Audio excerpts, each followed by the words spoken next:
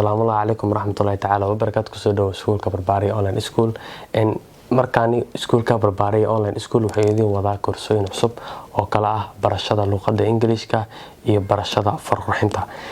Barashada luqadda Ingiriiska waxaan u kala qaybinay 3 qaybood: beginner oo dhexdhexaad, barbilow, intermediate oo dhexdhexaad iyo advanced oo dhameystiran.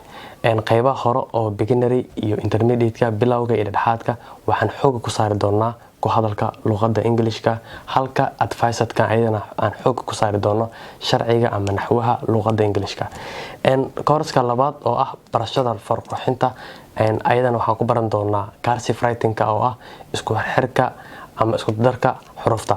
Ayadana naftigeeda waxaan ku qaadan doonaa afkeen hooyo af Soomaali ah, qaab af Soomaali ah u qaadan doonaa. Koorsooyinkaas dhammaan insha Allah diiwaangelinteedu waxay bilaaban doonaan maalinta Sabtida oo taariikhdu ku beegan tahay 18 September 2021.